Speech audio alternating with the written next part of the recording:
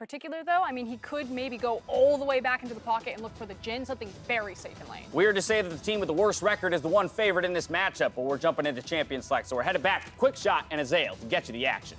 I think that's a fantastic point, Dash. It is very weird to say, but it is very weird to see how much LCK is struggling here in the group stage thus far, albeit it's only on day 3. Right, turn our attention to the draft. Analyst Desk have set up the impact and the changes to the playstyle that Blabber will bring. And just to catch us up on the draft, Tom Kench, Lissandra, Zaya off the table. Kindred targeted towards Blabber already. Yeah, not too much of a surprise. And it does seem like C9 are kind of catering their picks and bans to actually not going for Orin. Very likely will be Urgot picked up here for Licorice. They want to try to play that Urgot into Aatrox matchup, I am assuming, but wow.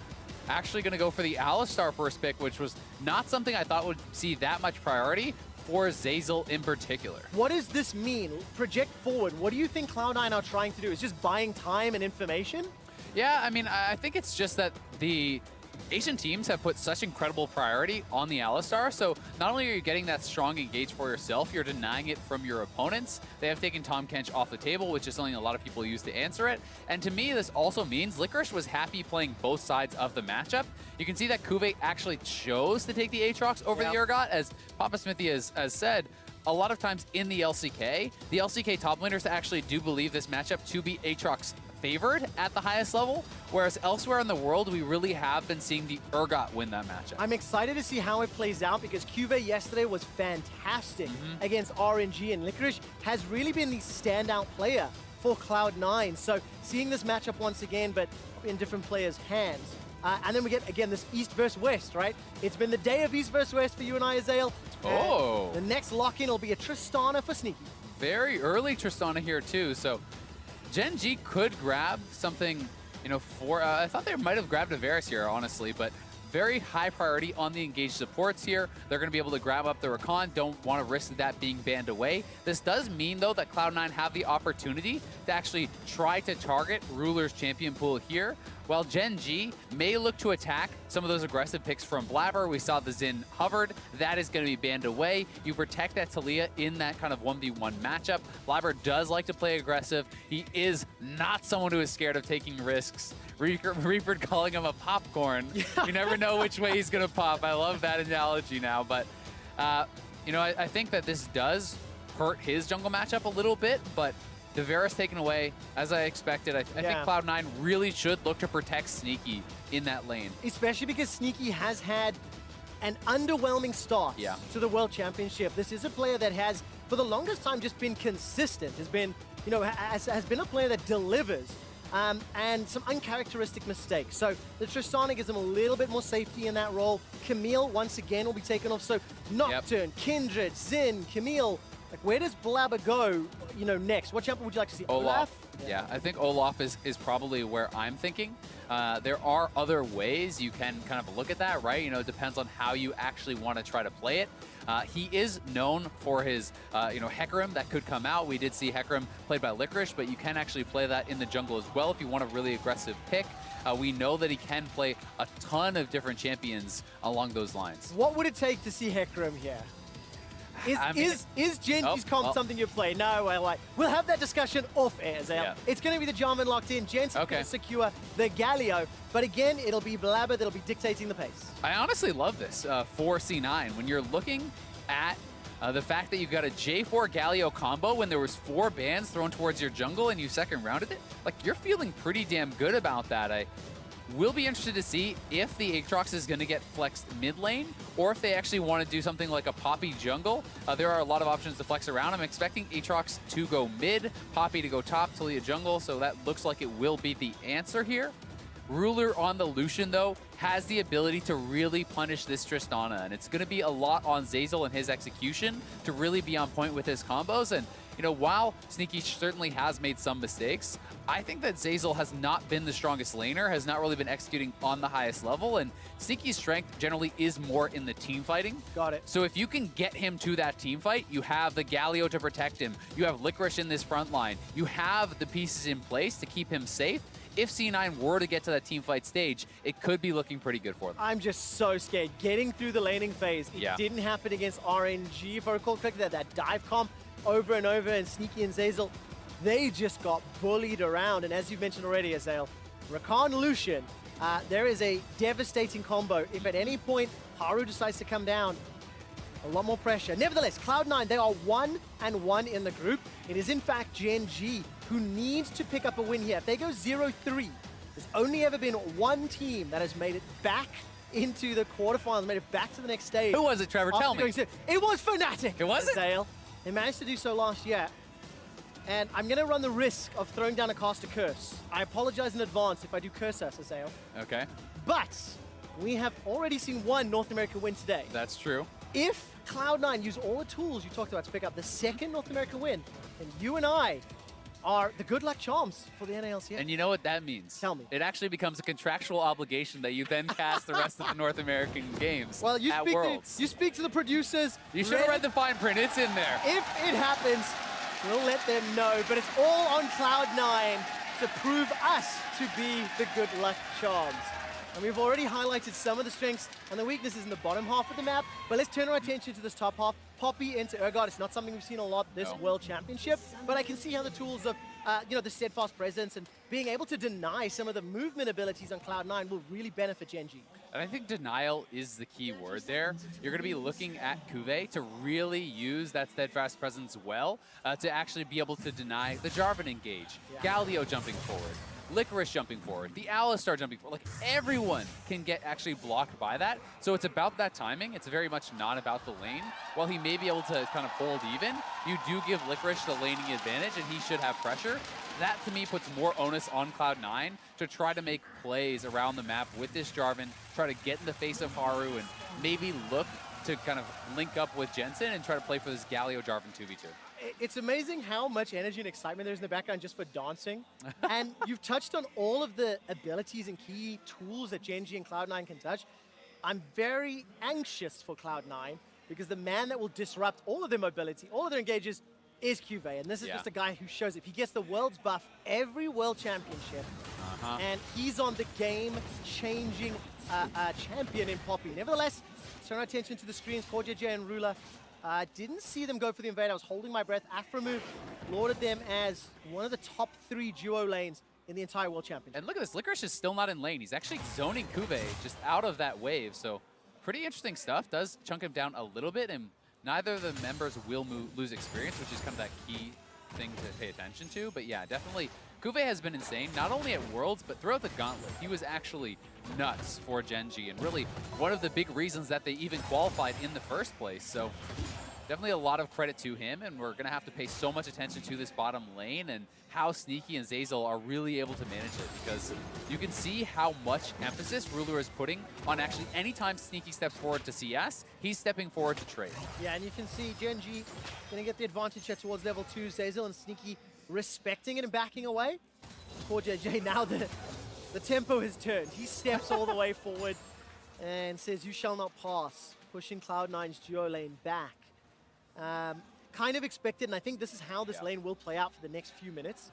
So we need to see if Cloud9 will get Flapper is behind Crown, though, and Jensen has level 3 now. All right, the taunt will come in shortly. Flash is available to Crown. Gets knocked up in the air by the flag and Should be drag. going down. 200 hit points. The Winds of War are flashed away from. And Blabber, the substitute, gets first blood. But how on earth did they trade back? Was that the Ignite? Yes, Yeah, it was. the Ignite does finish him off. Still, though, for C9, they pick up first blood. It does give Crown an advantage in the 1v1, though. So Jensen is going to have to be very careful about that. Well played by Crown to trade back. Zeyzal and Sneaky now, it's up to them to just farm well under the turret. They have been pressured in, but if you can keep your farm high, that is okay. It's not that easy CSing under turret, though, with the Tristana and that explosive shot passive. Yeah, it gets very frustrating. Of Relic Shield stacks were there for Pretty good, Zeyzal. though. Manages to get most of them, as you would hope to see in this level of play. But for Blabber, very exciting to see him. First game, picking up first game. Yeah, this is honestly really nicely done there. Jensen doesn't get out of the Infernal Chains, and I don't think he needed to commit that far forward, and then the cannon is actually on him. He could have perhaps backed off. I'm not sure if it would have made the difference. It's hard to tell, but the cannon stayed aggro on him, and perhaps if he backed all the way off, he could have survived, but I do think he didn't even need to commit that far forward, and that Jarvan could have finished off the kill. I wasn't even watching his HP bar, but take a look at this. The taunt connects, as well as the Demacian Standard, and the Dragon Strike Crown goes low. But yeah, I mean, you can't afford a mistake like that, or you can't afford to give up that kill to a cannon minion, especially into this Aatrox.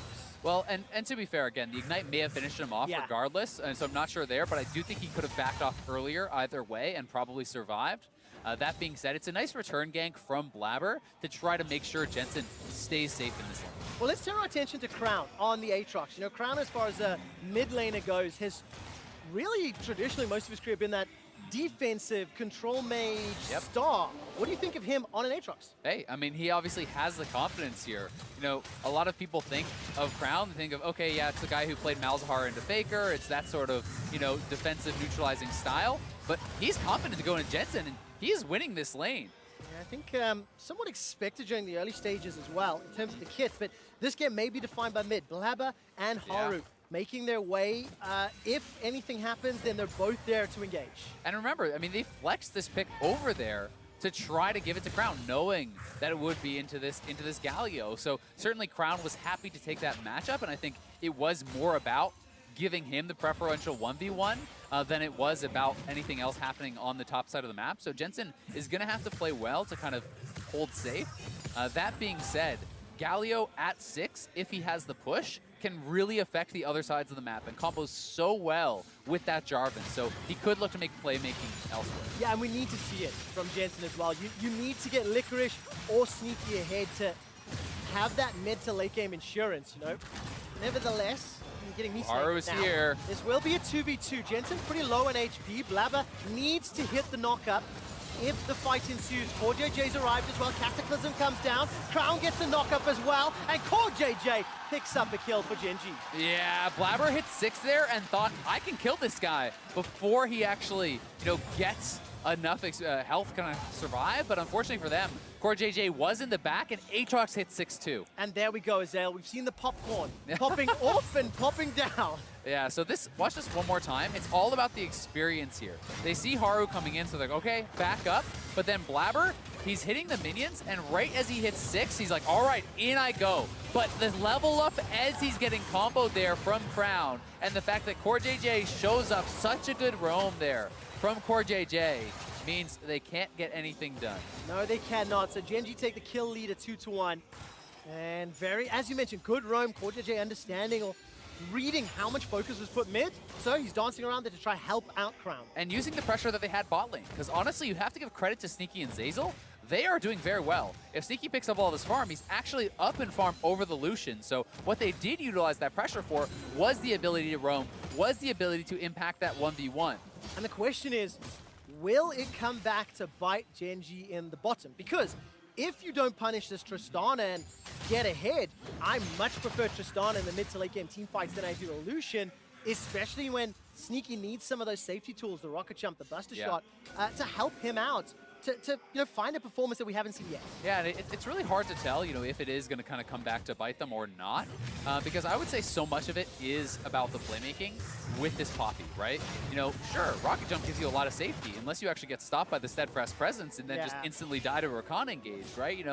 Things can change very quickly, so it's going to be so much about how Gen G executes in the fight, I think, and also about when and where C9 choose to engage, because a perfectly engaged Alistar, J4, Galio flying in, Sneaky free in the backline looks great, but you choose the wrong fight where someone is there for the counter engage and Poppy knocks out your front line and the Tristana dies, well, hey, that's a totally different ballgame. Yeah, absolutely the case. We saw some really big Poppy ultimates back in EULCS. It is quite literally game-changing. Yeah. Especially when you get around the objectives like the Baron, like the Dragon, but those are still many minutes away. We're not even 10 minutes into Blabber. Jensen won't be able to get the punch to the face, but does land the taunt. Weaver's wall comes down, and Haru's going to look for the seismic shove. Flash away from Blabber. But that is still, a turnaround. Remember, C9 started that fight. Haru responded. And it is a trade of flashes, so certainly not bad.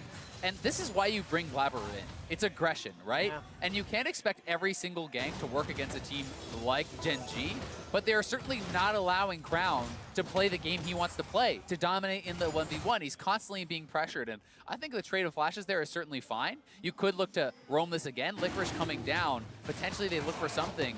The Infernal has been started, but C9 knows this is available. Blabber can't get in, will be a little too slow to the party. Yeah. So Gen G pick up the first Drake of the game at 9 minutes. I like seeing Licorice roam. We've not looked at this Urgot into Poppy matchup a lot. They're bang on even in CS.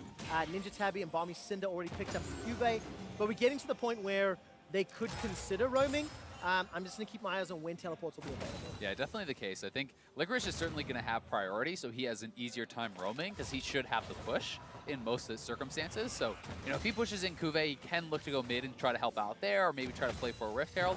But when Cuvee has that TP available, the impact of a Poppy flank with a TP is so devastating. Yeah. So certainly they're going to have to make sure they're really tracking those cooldowns. But, I mean, this is a dead even game. Yes. And that's exactly what you wanted. You wanted to see that from Cloud9. And for Gen G, just a reminder that yes, they are 0-2 in the group, but both of their previous games, you know, Gen G looked very competitive. They had a significant goal lead against Vitality. They were in the lead against RNG before we lost one big team fight, but this entire game has been about mid lane so far. Ignite's thrown down into Jensen. Zeyzal comes in to help out. Here's Blabber. No, he's not going to commit to it. They don't know where the support is, so I mean, nice try there from Zeyzal, but Crown was just too fast with the ultimate. If he actually didn't get the ultimate off in time, Zeyzal would have straight up gotten that kill, but he does commit both summoners and not able to execute on it. They are trying to protect Jensen here now, though. Allow him to get the push, allow him to reset. You can very clearly see C9 has put so much emphasis into keeping Jensen in this 1v1 and trying to get him an edge. Yeah, despite being, what, 15 odd CS down, he's marginally ahead in gold. So, of course, Crown's kill is helping out there a whole lot. And it is even in every other lane. Sneaky's already got the Storm Razors completed. Yeah. That is a great sign. And we're seeing a pretty extended trade there in the top lane as Haru and Core JJ are littering wards. So, top lane, bottom lane dive at some points.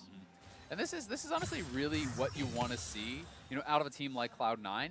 This is the style of game that you would see them playing in the NALCS, right? You want to see teams play your game, play your style. Don't be scared of what the opponent is going to do, because if you see the pacing of the game, if you say, all right, we're just going to back up and we're going to try to respond, you've already lost against a team of this quality. So Cloud9 certainly, not all of their punches are landing, but they are swinging. Yeah, I mean, you can see there, Zeyzal tries to go in for that engage. Core JJ easily escapes, and Zeyzal's now lost his ultimate. So with the wards that were already placed in the bottom quadrant of the jungle, and the fact you've got a Talia, there is a very real threat of a dive. Haru's going to hold on to that seismic shove for now, and Sneaky and Zeyzal, they're not done yet. Jumping onto Rulo, still got both summoners. Yeah, and I mean, while they did get Zeyzal's ult, they got Core JJ's ult and his Ignite. So honestly, not too bad there for the C9 duo, and you know, while they do have pressure, you don't want to let this reset. That's going to be really awkward. Okay. Managed to get it just in the nick of time. But that's really useful. I mean, when you consider no towers have fallen yet, and Rift Herald for C9, again with Blabber, again from moves from Blabber, I'm very impressed with his opening game here at Worlds. Blabber playing to what you expect from an ALCS. And now we need to see whether or not C9 can survive if a dive happens. Yeah, this is going to be scary now for Sneaky. He's in a potential 1v3 type situation. I don't think they know exactly where Zeyzal is, though. So that is kind of what is making them hesitate to actually go for it. And while Blabber has mostly been the one making the plays, Haru has been able to respond. He has prioritized farming.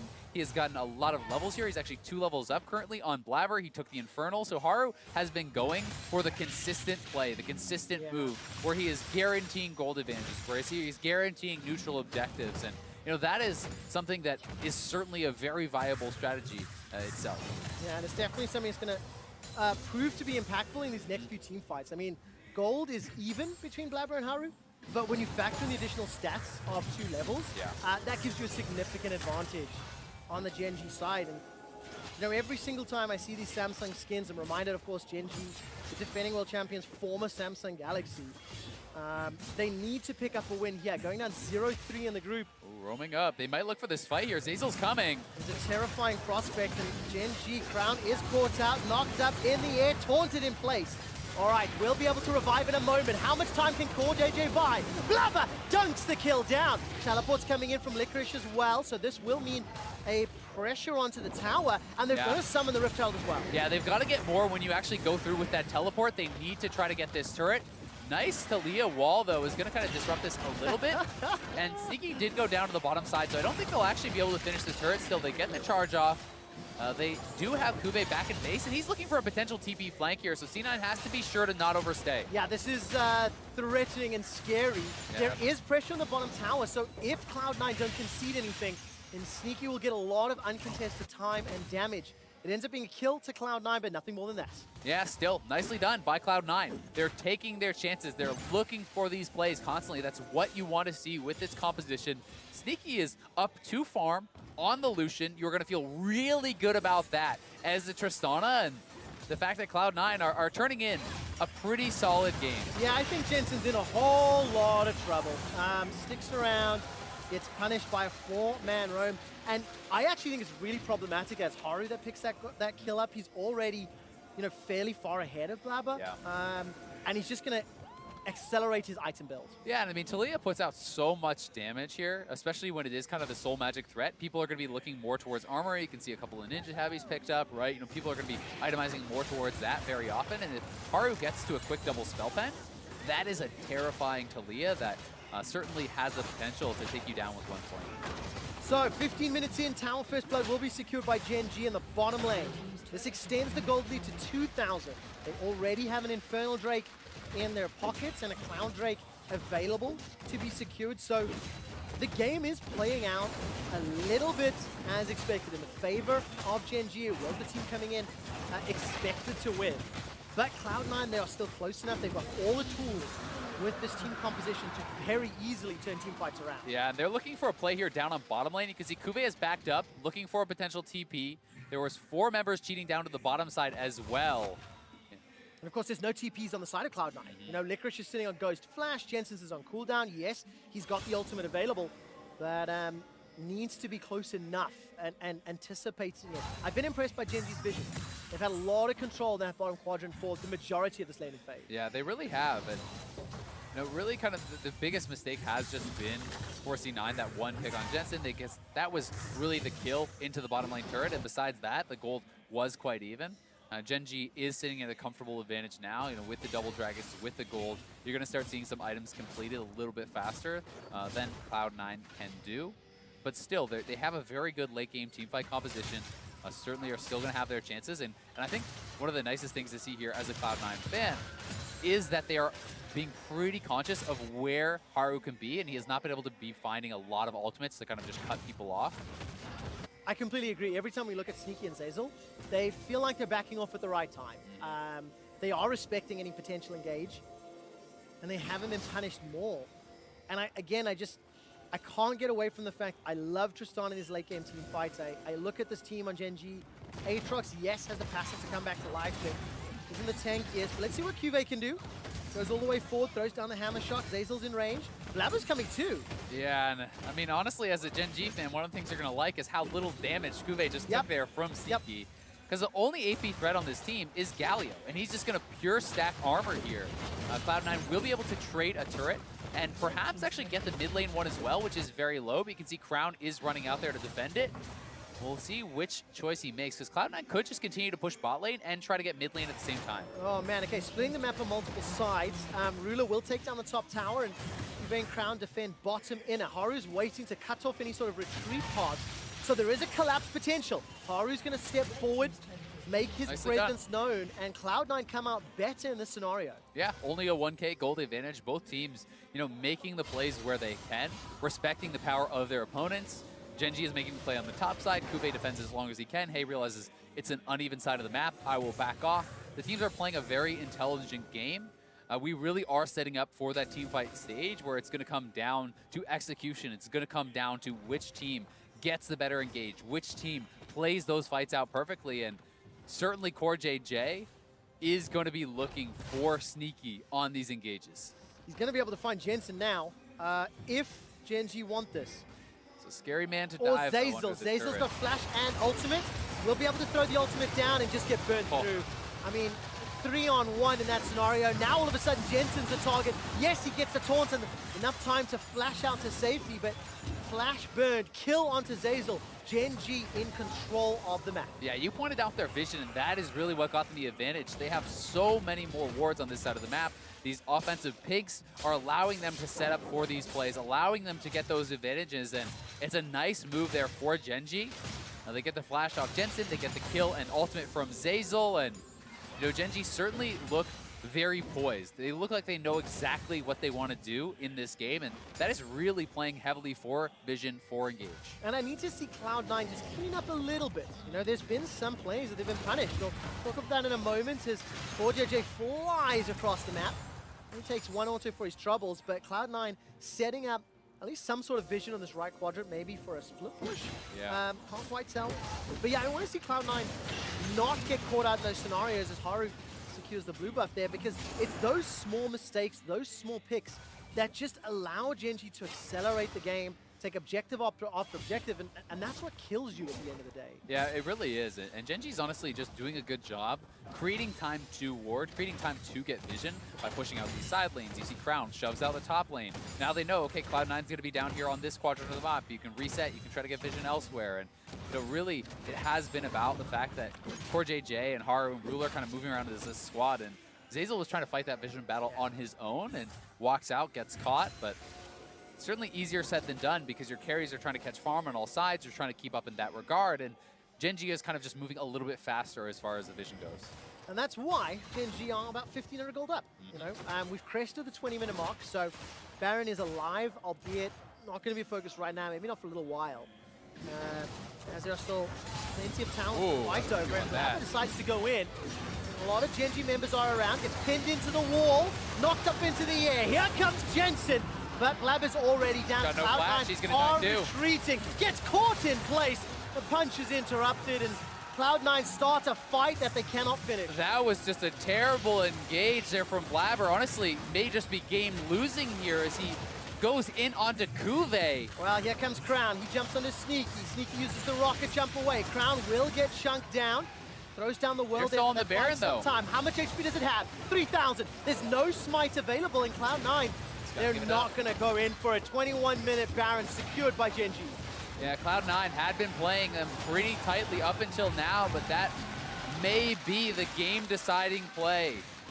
Blabber flag and drags in onto Kuve there, and the team makes the call to try to back him up, to try to defend that play, but Zeyzal then follow-up engage onto, again, Kuve, their tankiest member by far. They don't even dent his health, and this is not the kind of play you can make. I'm not sure what he was thinking. I mean, they didn't even have vision in the brush, so maybe he was trying to go in and clear something out or thought someone else was there. I'm honestly a bit confused, but either way, does make the engage, and Gen G punishes them so heavily. Jensen, without his flash from the earlier mid lane dive, meant they get a second kill, they get the Baron, they're now way ahead and likely to pick up even more gold on the map. Absolutely the case, and you know, I am happy when you see a player come in and they do play to their style, but I am sad when I see it cost the team, because that really is what we were anticipating and expecting when you see Blabber subs out from Svenskeren, and unfortunately Cloud9 are now down 4,000 gold. Baron's in Gen G's hands, and you can see them pushing this vision forward. They're pushing mid, they're pushing bottom. Gen G just want to accelerate this again. Yeah, and it seems like Cloud9 are going to try to just engage and try to catch the members away from the rest of the team, but you can see Haru lurking, getting ready to potentially cut off Licorice if he does go down to defend there, and Gen G about to pick up a couple turrets. Well, look, Sneaky's got the rapid fire cannon and the Storm Razor, so if he can get a squishier target, there is enough damage, but the problem is you need to find a way past Crown and Cuve, and it's very, very difficult. Crown doesn't care about Licorice in this bottom lane. He's 1, 2, and 3 on Aatrox. And he's just going to be playing a split push game with his Baron-powered minions. Yeah, the Baron just gives them so much access to these turrets. There's really such difficulty to actually clear out those Baron-empowered minions. So C9 really are looking for an engage here. Hexflash is bailed out of, but it's going to be likely another mid lane turret here for Gen G unless they decide to make the call to go. Well, Gen G want to cut off any sort of retreat path, look for an engage. That's a pin, but I don't think Zeyzal was stunned. He manages to get the ultimate, or use the ultimate to cancel the stun, rather. And Gen G, they get the tower. They don't get additional kills, but they got the bottom inner turret as well. And this is a very, very effective use of the Baron Siege. I mean, they're moving so quickly with this Baron. It's not as though they're being held at the turret for a couple waves. They are going, they're executing, they're threatening to dive with the Talia, and now on to Sneaky. Well, Sneaky's dead. He just gets caught right out. Poor JJ finds his man. Gen G in a 5-on-4 now, looking for another kill. Manages to catch out Licorice as well. Crown takes him down. Gen G have got 8 kills on the board, 6 towers under their belt, and in 2.5 minutes of Baron have already got themselves an inhibitor. I think they may have themselves the game here. Kuve's going to TP in, and they're just going to look to end it at 24 minutes. This is a 5 versus 3, and Cloud9 have no AD carry. Nexus turret number 1 is being focused down. Gen G want to pick up their first win of groups. They want to take down Cloud9, and they've already got the tools to do it. 30 seconds left on Baron. Blabber forced to flash for his life. The Nexus turret falls down. Gen G stop focusing down the Nexus. They'll need a little bit more time. Here comes Cloud9. They need to interrupt. They need to stop the hit. He's up. Buster shot buys a little more, but Sneaky's left alone. 5 versus 1. Gen G pick up their first win of Worlds. And what an explosive engage. An explosive series of plays there for Gen G. They win the fight around Baron, take it decisively, knock down multiple turrets, and then Core JJ finds the pick on Sneaky that will end the game. That was such a fast turn of events. I mean, it went from dead even to 3 minutes later, the game is done. Does it not remind you of how Gen G lost to RNG yesterday? One opportunity is presented, and it is capitalized on in the biggest fashion. Really was. Just an incredible engage there from Core JJ. They just needed the one mistake, really, from Cloud9 to find Sneaky, and without their carry, Cloud9 really had no hope of defending. Azael, this group is now extremely interesting. The first stage of the round robin is concluded with RNG at 3-0, and then you have Cloud9, Vitality, and Gen G each at 1 win, 2 losses. Yeah, I mean, it's ridiculously close, and honestly, you have to credit Gen G for not kind of tilting, not actually falling down to the frustrations of losing those 2 close games. They come here, they play a very composed game, and they look so good in actually closing this one out against Cloud9. They absolutely do, and of course, it is very important to remember that despite the fact Gen G was 0-2, their games were not 0-2 games. You know, No. they were very competitive. They were very close. Especially against RNG, who is one of the tournament favorites. You know, you knew that despite the fact that they had lost that game, that was such a stronger game than what they turned in against Vitality. Absolutely the case, and Gen G will get another shot at Cloud9 on Sunday, where we'll have Group B wrapping up their games. But before we get to that, let's wrap up today's action with World's Countdown. Cool down. Gonna be a It's long World's Countdown. Day 4, here we are. No, World's Cool Down. After a tough loss for Cloud9 there up against Gen G. I think Azael said it's eerily reminiscent of the way that Gen G lost to RNG yesterday, where the game was close. A single explosive play turns it. Gen G then rotates to the Baron, and with that has no trouble closing out the game. I mean, yeah, you give these teams an inch and they will take a mile. It's nice to see Gen G return a little bit to form. I don't think anyone really expected them to struggle as much in the early game as they would have, so huge start for Blabber. I think his first 10 minutes of gameplay was rather good. It then just kind of went a little bit sideways on this play in particular. Really poor engage by Blabber right there. It ends up costing the team Baron. I will say they had lost a lot of map tempo before that, so they were trying to go for a fairly big play. And then here, just a snap engage by Core JJ to get out the AD carry, and at this stage of the game, the Galio damage reduction compared to all the damage Gen G had with Baron wasn't enough, and they make the correct call to go for the end. And this is what we expect of LCK defending world champions in Gen G. It's interesting, right? Because I feel like almost any other region starts 0-2 and then has this sub 25-minute win. You're like, wow, they really bounced back. Right. But Gen G was a team that had actually won basically 2 early mid games and then were unable to close. So it's less surprising that the 0-2 team won because they're defending world champions. Right. I mean, we were still calling them favorites going into this matchup to begin with. I do want to talk a little bit more about Blabber because of that play in particular, kind of costing them the game.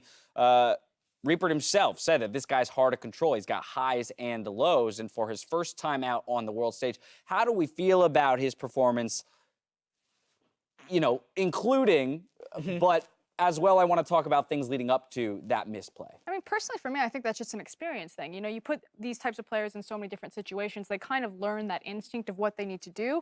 You hear a lot of veteran players talk about that, and I think it's better to train that the reins, you know, the pullback, the patience than it is to train the bloodlust. If I'm in the LPL and I'm seeing a new player hits the stage and they just immediately want to go toe-to-toe with everyone, it doesn't matter who they're across from, I'm like, okay, yeah, this guy came to play. I respect that. So as far as my first introduction to Blabber on a big stage, I really like what I saw. Yeah, I've been critical of Reaper's substitutions before. I agree with this substitution and the fact that it gave them potentially an edge. And he knew that he was popping popcorn before the game.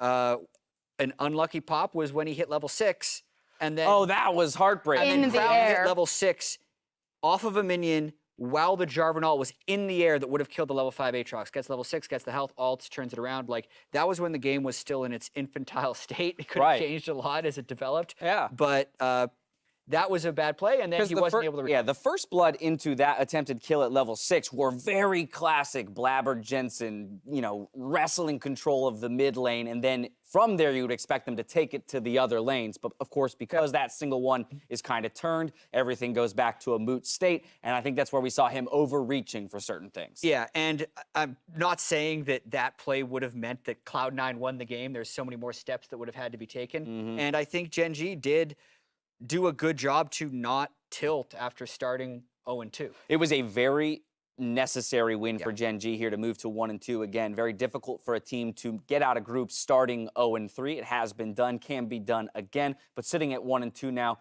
they've at least started their climb towards getting out of groups. Another team or another matchup that we had teased quite significantly coming into the day was Fnatic versus IG, in particular looking at the mid laners, but as a whole, just a very exciting matchup. Let's talk about this one real quick. And I think while there was a ton of exciting elements of this game, you know, a lot of back and forth kills, very action-packed, early game aggression, there was also some disappointments. And for me, it was particularly in Caps, especially for all the hype that we were driving towards this guy. The fact that they go for the blind Swain, yes, it's red side rookie, he's gonna get the counter pick. Syndra is one of his signature champions, so maybe Fnatic expected to come out. They thought, let's get a tanky pick that's just not gonna fall over in the lane phase. I just felt it put the muzzle on this guy, and I wanted to see Caps and Rookie really go toe-to-toe and just unleash, and I didn't get that. All right, he didn't necessarily fall over, but he fell down 40 CS in that lane phase, as you mentioned. Jat, Frost just called out the fact that IG was on the red side this time around and gets that counter pick.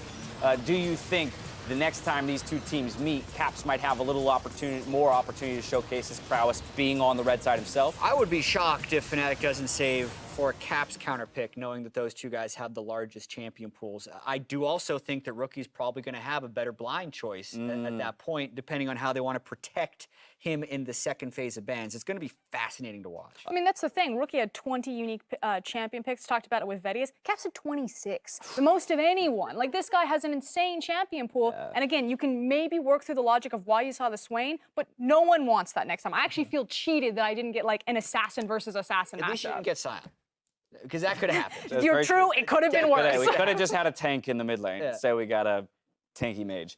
I do want to take a look at one other fun interaction that took place in this game. I'm handing it right back to you, Jat. Replay of the Baron that Soaz was able to stall. Watch this. He gets the full damage off the ult and the W, and then the stun duration would have been long enough for him to hit a charged Q, but then the Baron knocks up all three, canceling the Q and canceling damage. I actually think he may have gotten a double kill him, right? On both JackeyLove and Rookie if that didn't happen, which would have made this play even more Soaz versus the world. If he kills those two people with the remaining members of Fnatic showing up, is there a possibility that they clean up and take that Baron?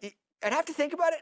They would have gone for it if I track it off right, Baron just like they went for it by the rest of the game. That was probably a better opportunity. All I'm saying, Baron's like MVP of IG. I mean, they're against RNG, Baron's leveling up, Karsa can't get the smite, next thing he's knocking Sion up into the air. Like, Baron is the sixth man of Invictus Gaming. Baron MVP. No, Invictus Gaming played that game very well, and while that may have given a slight edge to Fnatic or helped them out, had the damage come through, IG played a good game and came away with a victory. Let's review our standout performers, though. Gen G's Haro is our final MasterCard player of the game, and he joins the likes of KT's Mata, EDG Scout, and IG's JackeyLove, 100 Thieves, Aphromoo, and RNG's Karsa.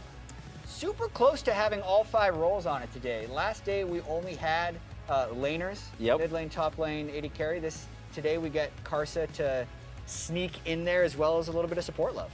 Man, how did we miss any of our top laners? I was just going to say, we have incredible top laners in this tournament. Yeah, well, you know what happened today? I feel like a lot of times the skill matchups were kind of banned out. I think teams have gotten a little bit better at neutralizing the Urgot. The closest one was definitely some days Urgot. Yeah. It was incredibly close to being player that's of a the good game. point, yeah. He missed a lot of ultimates in the mid game, even though he had that amazing one in the end, and Afremu obviously had those amazing hooks, but super close to actually having one of every role. Yeah, very much so. Now to hear more about that victory that we just saw, let's send it over to Avli for an interview with the Genji bot laner. Thanks, guys. I am here with Ruler, who just picked up his first win in groups with Genji. Now, as the returning champions, we were expecting a little bit of more dominance coming from the team. So why did it take until now to pick up that first win? 네, 첫 승 정말 축하드려요. 근데 사실 디펜딩 챔피언으로 돌아온 젠지한테는 좀 더 화끈하고 좀 압도적인 경기를 기대했는데 왜 첫 승까지 이렇게 오래 걸렸을까요? 일단 저희 팀원 형들은 어떨지 모르는데 제가 좀 긴장을 좀 많이 하고 좀 많이 플레이하면서 얼었던 것 같아요. 그래서 좀 더 많이 어렵게 가는 것 같아요, 게임들이. So I'm not sure about the other players, but myself, I think I got too nervous and also I was shaky on stage, so I think that affected my plays. Oh no! Is there added pressure or maybe stress coming into Worlds as the defending champion? 그러면 디펜딩 챔피언으로 참가한다는 그런 의미가 더 많이 압박을 좀 가져온 것 같나요? 사실 그런 거에 대해서는 잘 압박을 받는 편은 아닌데 그냥 저도 모르게 긴장이 너무 많이 되더라고요. Well, that usually doesn't really happen to me, but this time I got really too nervous. I don't know why. What do you think you can do, or what can your teammates really do to kind of help you address those issues? 그러면 좀 긴장을 풀기 위해서 선수라든지 팀원들이 어떻게 좀 해결할 수 있을까요? 일단 긴장은 좀 저는 자연적으로 좀 해결되는 스타일이라서 그냥 시간이 약이다라고 생각하고 좀 기다렸던 것 같아요. So I just waited till I feel like adjusted to the stage. Well, you did play great today, but actually all of Korea has had a little bit of a slow start here at Worlds. Why do you think that is? 항상 근데 한국 팀들은 롤드컵에서 좀 슬로우 스타터적인 기질이 있잖아요. 그런 이유가 뭘까요? 솔직히 잘 모르겠는데 그냥 긴장을 좀 많이 해서 그런 것 같아요, 다들. I don't really know why. I think they're all feeling so nervous before going into games. Is there any advice that you would give your fellow Korean teams? 그러면 조언 한마디 긴장하지 말라고. 다들 잘하시니까 다들 긴장하지 마시고 다들 잘하실 거라고 믿습니다. So I know you guys are such a great player, so don't get nervous on stage. Well, Ruler, same advice goes to you. Thank you so much. And that's it for us here. Back to you. Thank you very much, Avli. He himself felt nervous, felt the pressure. His advice to his fellow LCK players is not to get nervous. There's a lot of talk there about pressure, expectation, and living up to it for a former world champion. Yeah, there's a lot of pressure, not only when you win Worlds last year, but when your region has won 5 World Championships in a row. And you're playing in that region. Always meets each other in the finals. It's the expectation. Although, I'll take that pressure, honestly, of like, oh man, we win so much. We Right. to win again. Not to discount from the fact that it does exist, but Korea, I think, bounced back today for Genji. Yes, very much so. Picked up a couple wins today for Korea. If we pull up the standings, we see that Group B has RNG at 3-0 with a three-way tie for second between Cloud9, Genji, and Vitality. Over in Group C, EDG and KT Rolster are tied at the top with Team Liquid and Mad Team both winless. Followed by Invictus Gaming leading Group D with 100 Thieves and Fnatic tied at 1-1. And Group A returns tomorrow. I don't think I've ever gotten to look at the standings and see all of the LPL teams sitting on top. Now, I know KT Rolster and EDG are tied, so just happened to work out that way on the graphic, but that feels pretty good. 7-0 for the LPL. That's basically, I feel like Korea is the only region that has ever started that well. If they have, I'd have to check the stats. If even that, yeah. We took a look at the regional standings yesterday. Let's take a look at the updated regional standings with today's games in the books. LPL 7-0, as you mentioned. RNG, of course, 3-0, leading the charge for that region. First off, is RNG an untouchable team? I mean, I've said it pretty much all year long at MSI. I got behind them coming into Worlds. I said that I don't think, and I'll say it again, I don't think in a Game 5 World Final you beat RNG. I think they are unbeatable when it comes to the super late game because of who their coaches are. Now, if they trip up before then, if maybe they fall down in the back half of the group stage, maybe take second, get knocked out into corners, then it turns different. But when it's a clutch moment, when they're under the spotlight, when it matters, I think RNG will turn it on and they're going to be the world champion. RNG leading the pack at 3-0. The two other LPL teams, though, both undefeated as well. Jat 7-0 for a region. Do the LPL teams just know how to play League of Legends better than anyone else? Did they figure it out? It's super interesting to try and unpack why the dominance is happening the way it is. And I think there have definitely been some changes to the game that are beneficial to the LPL. If we think very macro style, the removal of Sightstone is one. The limiting of vision on the map and some of the nerfs to the trinket wards and things like zombie wards. So the darker the map is, the more you need to check with your character and the more fighting you're going to have. And I think the second contributor right now is, I think in previous World Championships, there were more safe blind picks. So a lot of times you would pick Orianna or Azir if it was up, and you're generally fine. Like, you're not going to lose that matchup very badly. But even the AD carry meta right now, like Kaiser versus Aya, immediate skill matchup, right? If Urgot is up and you're not sending 2 bans to the top lane, and Aatrox or an Urgot, that's another immediate skill test where if one player is better than the other player, you can take over the game through that. And I think mid lane can be a similar way, talking about Syndra and Aurelia. I think there's more of those things. So Korea's previous style of isolating the game to its core components and playing the map, that'll fall apart if you lose a lane, right? And all those lanes are skill tests every game. I also think it's the importance around the monster objectives. The fact that there's more power in the jungle with the Scuttle Crab changes, there's more power in things like Double Elder, more power in the Barons in terms of its ability to close out game. And actually, you are going to team fight around those objectives. Jat already talked about the vision. The map is getting darker. It's now stacking these engaged tools. So the way that the LPL teams have pretty much been trained to play the game is also, I think, one of the easiest ways. I think it's much harder to win in terms of like a big macro playing different cross map communications timings things than it's just to say, okay, we're better players, we play the 51%. If it's a 50-50, I know I'm the better player, so I have the advantage. Let's take the coin flip, because for me, I know I've already got it. And that's a lot of the mentality for the LPL players. They just go forward. It's interesting. So, yeah, my recollection of Korea in their most dominant state is that they outmaneuver their opponents, kind of as you mentioned. And also usually have the best players in position too, right? So that's somewhere where they've always matched people. Right. And then they outplay them in the other ones. But I think recently a lot of the LPL teams have taken it a little bit higher. That's the other thing. I didn't want to touch it because I feel like it's quite a very strong statement. But, you know, think of a player like Ming, who kind of really made his breakout. Or let's go with someone like Mako. Now, Mako's having a bad year. But in the past, I think that Mako has been in a conversation of best support in the world, but he's denied that conversation because he doesn't play in the LCK. And so many people don't get to see him compete with kind of the rest of the best of the world. And you give it to LCK because they have been dominant for so long. Right. But there's so many players in the LPL. The region keeps getting larger and larger. It's going to expand to 20 teams by 2020. That means you have so much more talent pool to pick from. And the superior players are rising to the top. We not had just one super team like KT Rolster. We had 2 super teams in the LPL, and RNG and Invictus Gaming, and both of them showed up huge today on the world stage. That only further elevates, though, the importance of tournaments like this, international tournaments where we get to see those regions finally go up against each other to help us with our barometer for which regions are the strongest, which players are the strongest at any given moment in competitive League of Legends. Yeah, it's been an exciting Worlds to watch so far, and we've also seen this so many times. Even in like an MSI group stage, you'll see an LCK team struggle early. You'll start speculating on why it could be, and we're coming up with our hypothesis. Right? This is my hypothesis on why China could be doing better.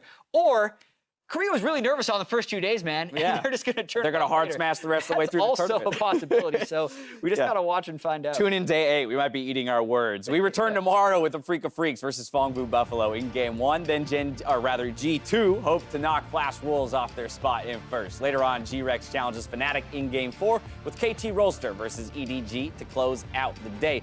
Any big ticket matchups that you guys are taking a look at for tomorrow?